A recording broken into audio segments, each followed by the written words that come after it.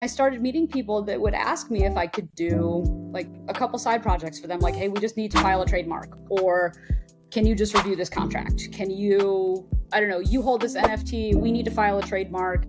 You're a lawyer, can you just do this for us? People are starting to realize that this is not just a fad. Like, this is hopefully what most of us are going to be doing until we retire, which is terrifying, but realistic. And that's not going to be possible if somebody sues you for something, you have no defense, you have no legal setup, and you're just blown out of the water and then you're done. Like, there are things people just don't think about. And I think we really underestimate how capable and how smart some people are on the internet. I've had a lot of people come to me for legal services, about being doxxed, things like that. And at some point there has to be some sort of self-responsibility taken. Today, I sat down with Ariel Givner. She's a Web3 attorney who works closely with many well-known projects in the space to secure and advise them legally. She does this through her very own firm called Givner Law. In this interview, we hear her story about her Web3 career, her thoughts on current events in the space, and insights on how the legal field influences crypto in both NFTs and meme coins. I guarantee that by the end of this interview, you'll learn something new, so make sure to stick around until the end. This episode is brought to you by Lulo. Hello, and welcome to The Wave. We're back today with another episode. It's been quite a while since the last one, but we're back today with Givner here, Ariel Givner. How's it going? It is going lovely. Perfect. And I'm for those of you who don't know this, which is literally nobody except the three of us on here, this has been a couple weeks in the making, and unfortunately we've both had to reschedule, and I'm very excited this finally worked out. Yeah, same here. And then, of course, we have our co-host, Wookie. How are you, Wookie?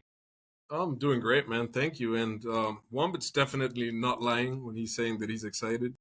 He's been texting me every single day, telling me about all the questions he want to ask you. I would have been doing the same if I had your number, but I mean... Yeah, no, for sure. Excited. It's going to be great. But yeah, without further ado, let's just kick it off. First of all, could you introduce yourself and tell us a little bit about what you do in crypto specifically, and even outside, like your background would be nice to hear. Yeah, so my name's Ariel. My Discord name, my Twitter name for a while was Givy, which was my rap name given to me in college, Givy Smalls. And so that's why I put Givy in the corner. That's what most people call me. But my name's Ariel. I have my own law firm, and I focus on helping companies that exist in the crypto atmosphere. So whether they deal with blockchain, whether they're an NFT project, I help them essentially just do all their basic corporate structure. I do contracts, I do trademarks, and, just kind of the bare basic bones of business law. I got here, it was very much right place, right time. And I think that'd be a great starting point, because it really just kind of shows, yeah. So I'll get there. I'm from Philly. Well, I'm from South Jersey, right outside Philly. Went to college, went to law school. I went to law school for IP.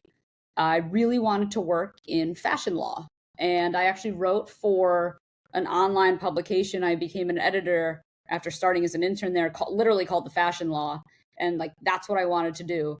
Despite my athleisure appearance right now, I really enjoy clothing. I love fashion, and fast fashion. I hate fast fashion. We can do an entire podcast on how much fast fashion is ruining the world, but I won't start because it will just snowball. And I am still very passionate about the fashion industry. I just didn't want to live in New York City. And pre-COVID, before this virtual reality became what it is, most of fashion law in the US was in New York City. I've been there so many times. I live an hour and a half south of it. Some of my best friends still live there. And I truly love New York City. But I also love leaving New York City and going home. And it would be bad for me if I lived there. So I had to kind of pivot. I clerked for a judge after law school, worked in a couple firms. And then for the last 3 years before I started my own firm, I was at one in Philly, and I was doing medical malpractice work. It was completely unrelated to what I studied for. I essentially did what all low-level associates did, and I did dep summaries. I helped prepare exhibits. I wrote motions, all of the basic grunt litigation work. loved the firm. I loved the people. I talk to some of them still. I really miss them. But so then COVID happened and I was sent home. We were all sent home to work from home. I was so bored. I did not realize the amount of stuff I did during the day at the office. So much of it was just walking around the office and talking to people, that when I was home by myself, I was so bored. I didn't work more than 4 or 5 hours a day, but I still had to be working. So I was like, well, now what am I going to do? Well, then my mom's friend came over and she said she made $100 by buying the Zoom stock. And I was like, huh, cool, stocks. Let's dive into this. So I spent a couple weeks on it and I started day trading stocks while I was at home because I was that bored. And I got pretty good at it. Like I was at the point where I was supplementing my law firm income, my job. I was making more in stocks than I was as an attorney. It was so cool. But then I had to go back to work when the pandemic was over and we all had to go back in. I was like, okay, fine. I can totally juggle day trading and being at work and like dealing with people. So then they'd be like, hey, Ariel, you have a meeting at 9:30. And I'd be like, no, too close to the opening bell. Sorry. They were like, you can't do that. It's like, okay, fine. Then they'd say, well, you have a call at 3:30. And I was like, that's power hour. It's right before the stock exchange closes. Like, I need to day trade that. And they were like, no, like, that's not how this works. You are not a partner. You don't have any authority. We give you things to do and you have to do them. And I was like, okay, yeah, that's honestly very fair. Thank you. So I started to try and just trade after market hours, hated it. And then I was like, okay, cool. The cryptocurrency casino is open 24 hours a day. So I applied my stock trading TA skills that I taught myself and learned through a couple people. I was already on Twitter at the time. I was in FinTwit. I was a member of Atlas. I was in all of that. I had a stock trading Twitter account where I would just kind of tell people what I was trading. And so I already kind of had some sort of like, I don't know, I had a couple thousand followers on Twitter. And then I started trading crypto and I ventured my way into crypto Twitter as one does. And I started meeting people that would ask me if I could do like a couple side projects for them. Like, hey, we just need to file a trademark, or can you just review this contract? Can you, I don't know, you hold this NFT, we need to file a trademark. You're a lawyer. Can you just do this for us? And it kind of got to the point where I was able to start just funding myself by getting these questions from connections that I made, and took the jump, left my firm job, started my own, hoping I could maintain a client base. And it has really just snowballed from there. And it's been the best thing I've ever done. It was very much right place, right time, kind of took a risk, and I'm very thankful and fortunate that it worked out. That's awesome. That is how I got here. Yeah, it's usually the same for, well, it's been the same for me. Started with stocks. Mm-hmm. That seems to be like the common gateway drug to crypto. I like that. Yeah, but yeah, I've seen you around forever. Like when exactly, so what year did you started transitioning into crypto? Was that like 2020? 2020. Nice. I started trading stocks in like 2018, 2017, and then was on Twitter as Givy. I was Givy Trades. Yeah, and then I just kind of moved into crypto and found a very nice home for myself. That's awesome. I mean, for me, perfect. Sorry, go ahead. Yeah, great timing. Now, I'm speaking of timing, I want to ask you about the timeline, and I think it's like a question I was like hoping that like you weren't going to answer and you didn't, which is good because I wanted to make this a separate question. Yeah. The timeline of how people have like taken like NFT IP seriously. Like, did it start where people were like beginning to take like NFT seriously with the IP and like the legal side of it? Or has that been something that's been growing on as the years have gone by? It's definitely been growing. At first, it was kind of, I don't want to say a joke, but it definitely wasn't thought of as a priority. Mm-hmm. I think that there are certain projects that have really put IP forward.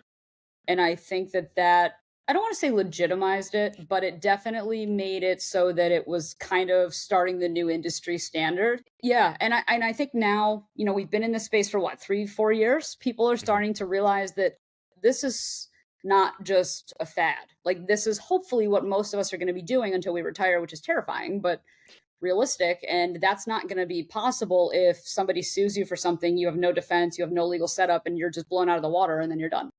So I think people are probably starting to take into account more that this isn't really a joke. This is an actual ecosystem. So it definitely has gotten a bit more serious and more common over the last year or two. Yeah, for sure. How important do you think registering like IP properly is for NFTs and even meme coins at this point? Meme coins, probably not. Most of them, because they borrow, and by borrow I mean quite literally use, an image of something that's already existed, that's already famous. Like, they're just point blank infringing somebody else's trademark. So for that, not quite. For something that's, become a big token in the industry, and it might have been a meme token at one time, yeah, definitely, maybe we should start to talk about it. But if it's one of these, rugs or something, no. Yeah. An NFT project, I get this question a lot, and I think you're going to hear a lot of this today. It depends. You're going to hear a lot of that today.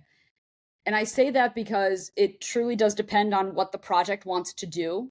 So if you're an NFT project and your goal is to, I don't know, we want to someday be on t-shirts. We want to have our logo be so well known that you can get a pair of Nike shoes and we're paired with them. And it's like, I don't know, monkey down Nikes.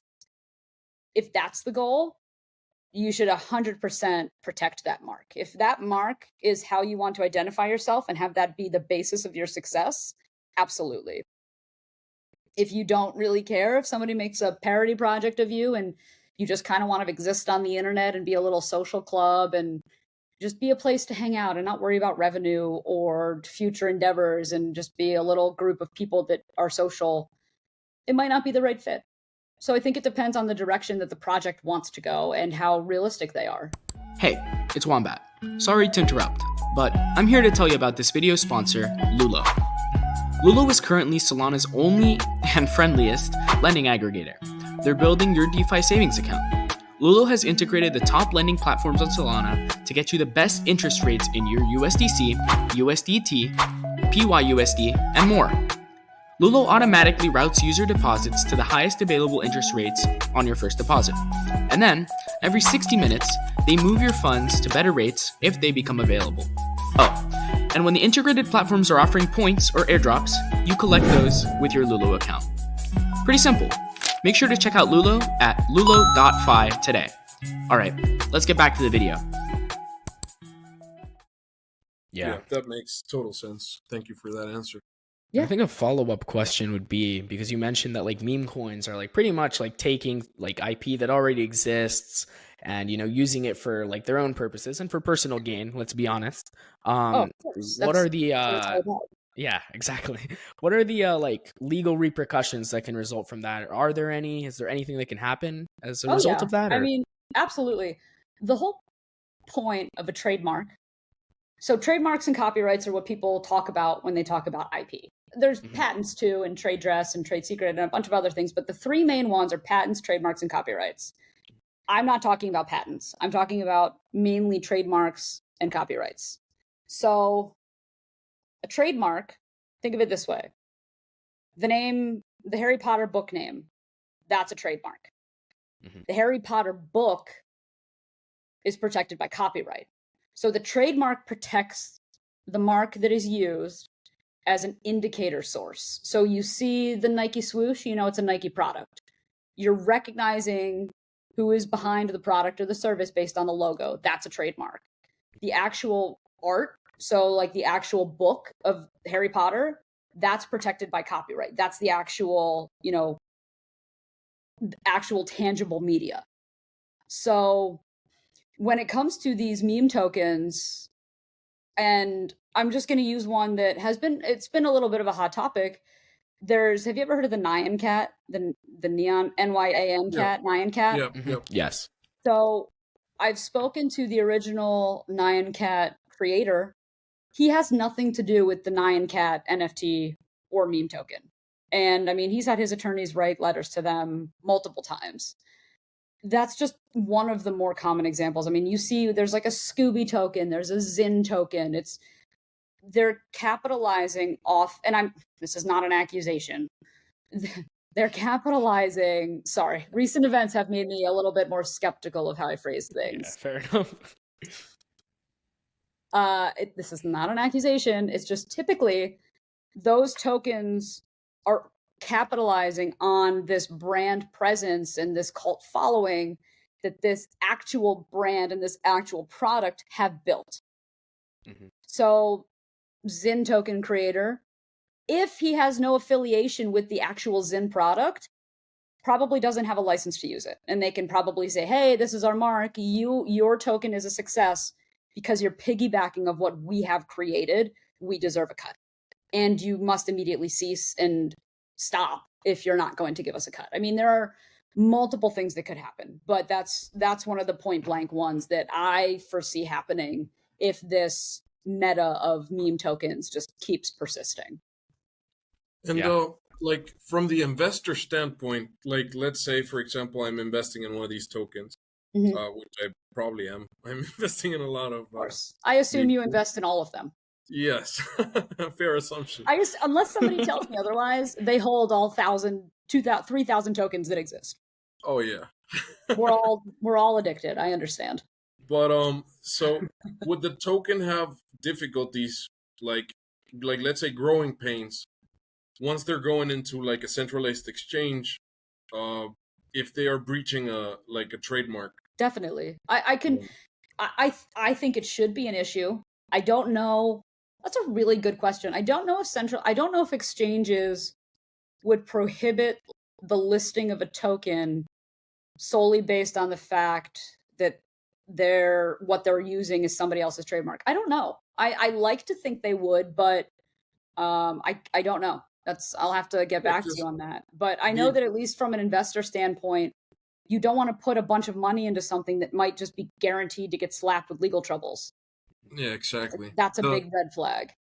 The example that came to mind, and that's kind of part of the question, I know it's not a centralized exchange, but CoinGecko, they had listed Costco hot dogs. And I know that they rebranded the token as Cost Hot Dogs. And they did that in order to protect themselves legally. So yeah, I could see that. Possibly being not an accessory, but like being a participant, allowing that to happen. I mean, it kind of then treads into the territory of, Amazon allowing counterfeit goods to be sold. It's I think that's and that's a very complicated topic.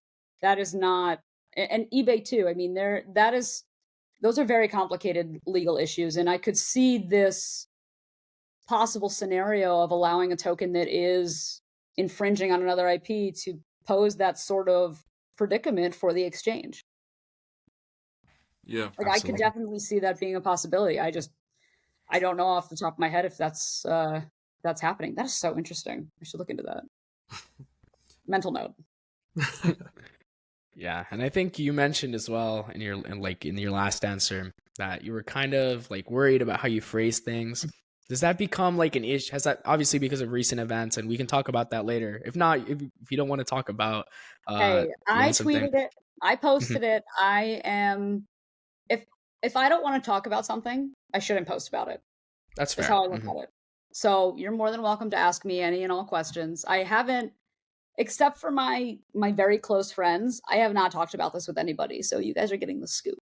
Okay, perfect. So let's dive into it then. I tried to talk to my mom about it, and she was like, "I don't care." I was like, "Why?"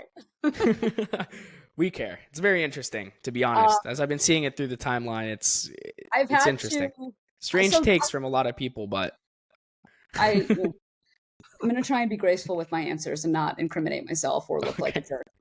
I experienced this before. So back when I was trading stocks, before I entered crypto, I was a part of this trading group called Atlas. And Zach Morris, PJ Matlock, all of those guys were in it. And I have always been the kind of person that hates scammers. I've always stood up to them. I've always, if I even saw some sort of possible scam, I'd be that person, because my brain goes immediately to the legal, and I'm like, this is not okay. Back in the day, SPAC mania. Wookie, you probably know what I'm talking about with stocks, when all the SPAC companies were out and like they were making very quick gains and then would just get dumped. And I don't even remember if it was a SPAC actually. It was an oil stock. It was CEI. And it was back when Zach Morris was involved with CEI. And I remember bringing attention to it on the timeline saying, be careful. A lot of us are very unsure of how legitimate this actually is. Just to be careful. I got death threats in my DMs from people that were cult followers of the CEI stock and people that were cult followers of Zach Morris. So unfortunately, this level of cult mania isn't new to me, but I did forget what it felt like, because it's been a couple years since I've upset a group of people this much by simply asking questions. Yeah. It's so I'm definitely trying to be.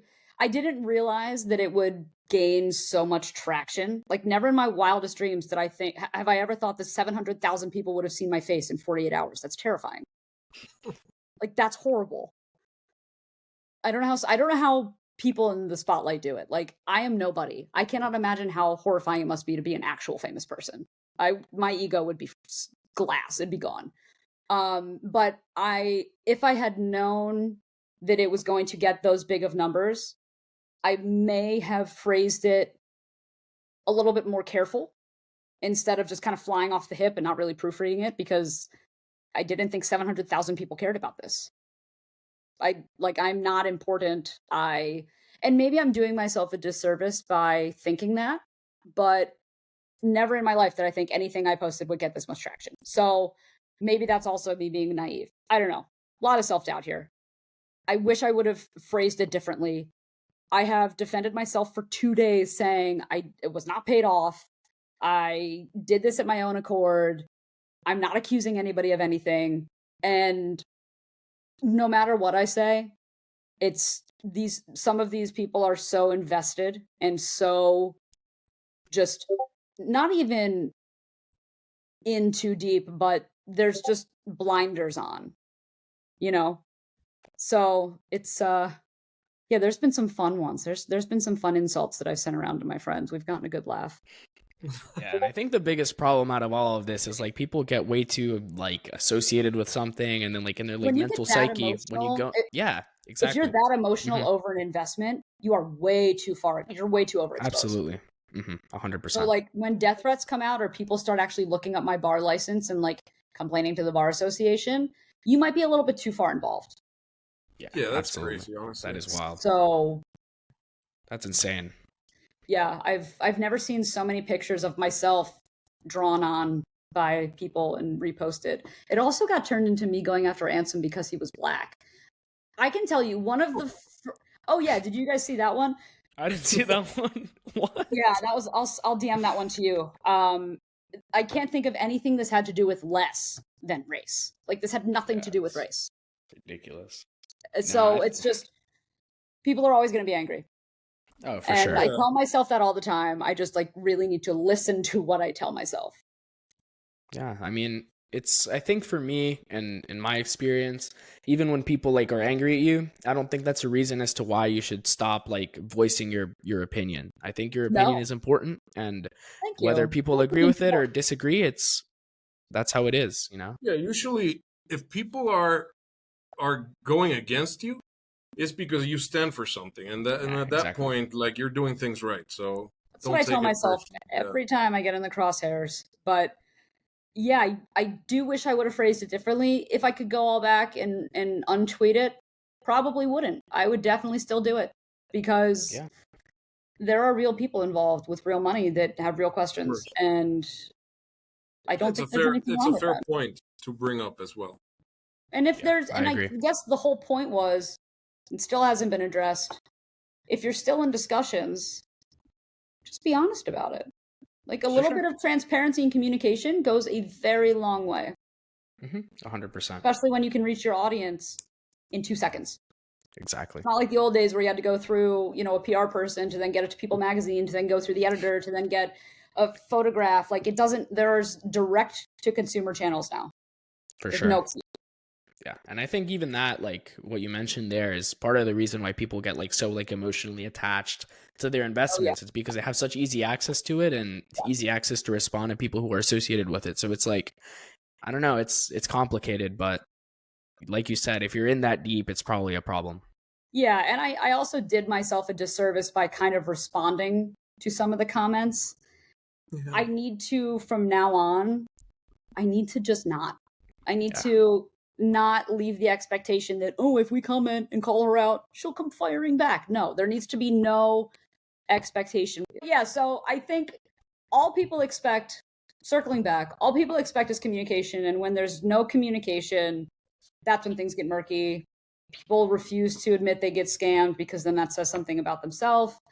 And it's just messy. This whole space is messy. Definitely. Absolutely. Yeah. And I think you responded to that perfectly. That's obviously something that's been going on recently, and I'm glad we covered that, but we should take a little... I've had to, really quick before you move on, I have a new rule. If I tweet something that's too spicy, if I think it's too spicy, I absolutely should never press post, ever. Like, if I sit there and I hesitate for a second, absolutely not. DEFCON 3, you are going to piss somebody off. So now I've instituted this. I have a two-check system.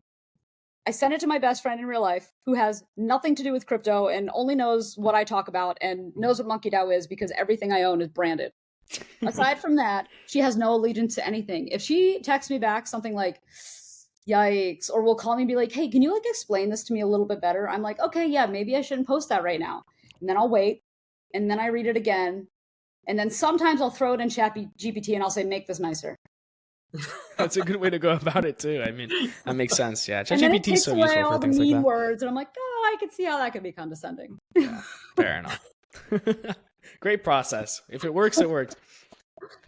It's like having a little assistant tell me I'm being too much of a jerk. No, but yeah, no, I think that's, like I said, you answered it perfectly and you went about it the right way. So happy with that. And then I also wanted to ask you just real quick on back to the topic of like NFTs specifically. Do you think they're coming back? Do you think they're dead? What's your viewpoint on that? Same here. Everybody is in such a better mood when NFTs do better. There's so much less fighting, and there are so many. It's just, I am going to listen to this later and be mad at myself. The vibes are so much better when NFTs are up. Absolutely. There's so much less anger on the timeline. People are less hostile.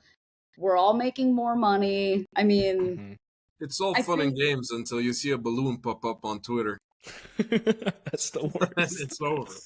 Yeah. Yes. That's the sign of death right there. It's horrible. I hate it. So yes. Yeah, that's a valid take. I do hope NFTs are coming back. I think they are. I think, we see the whole, we're so early, like so much that we're kind of just like, shut up. But I do think that there's a lot of truth to that. The internet was around a longer time before it became popular and utilized every single day. And I'm not saying NFTs are going to be the next internet. I am not making that comparison. But what I am trying to illustrate is that sometimes there's a learning period. There's a growth period. NFTs might not have found the right market fit yet. Like the technology is amazing. Do I think we've optimized it for best use case? Maybe no. It's quite possible we haven't. I mean, I was on iTunes. Well, not iTunes, because that's not real. I was on Apple Music the other day. I'm pulling up an album, and they're animated now. Oh yeah. Right. How cool would it be to be listening to your favorite artist and all of a sudden your NFT is their cover? Yeah. That'd be super cool. For sure. Not even a thought yet. And I also need to put down my blind. The reflection's pretty bad. I don't know where it came from. The sun is setting. now 3:30. I think that we just haven't found the right use case for it. That's understandable. I think that it's going to get there at some point, but like everything, there's growing pains. Yeah, that makes sense. Hopefully. If not, then I'm going to be really upset as like an older person and be like, oh, remember NFTs? Me too. Me too. Great. We were in the trenches together. Like it'll be like, for sure. Yeah. But I do hope, I think with everything, there's waves. Oh, for sure. Absolutely. Yeah. And it's like a cycle too, I think. That's my opinion, and I brought it up before. It's cyclical, just like the market. Everything. Can't have high tide without low tide. Exactly. So yeah, I think that's a great response. I hope. God help us if they don't. Everyone's going to be so angry forever. Yeah, that's true. I feel like everybody that was trading Solana like a couple of years ago is super underwater with their bags right now.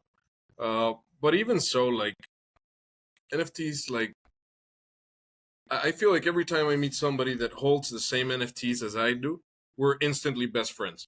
So that thing that NFTs provide, that does not happen to me as much with meme coins. No, it's totally different. It's completely different. Absolutely. Not at all the same. I agree with you 100%. I could be in some foreign land and see a Monkey DAO shirt and feel no hesitation about going after that person in person and like poking them and being like, excuse me, what's your Twitter handle? I probably know you. Like exactly. There's nothing else that compares to that. For sure. And part of the reason I'm bringing my dad to Singapore, now my mom's calling me. Everything is fine. Part of the reason I'm bringing my dad to Singapore is there are so many members of Monkey DAO that are actually located in Singapore. When else in his life and in my life, maybe a little bit more mine because I'm significantly younger, but when else are you able to go and visit a foreign country that's as far away as Singapore and actually have such close ties with people that live there? Like that's something that I don't think is possible in very many areas of any sort of community. Like it's just so cool. Monkey DAO is definitely the perfect example. Like anywhere in the world, you're gonna have somebody that's gonna show you around like a local, not as a tourist, and that's completely different. It's amazing. Yeah. And I feel safe about it. I mean, I asked Cersei the other day to explain to me the public transportation system. And I trust her review of it so much more than I would trust Google because she lives there. She's a real person. She uses it. It's just a feeling you don't get when you don't have that.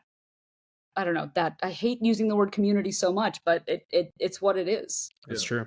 Do you feel, do you think Target stockholders can find each other in the world and feel immediately at home? No. Take that stock market.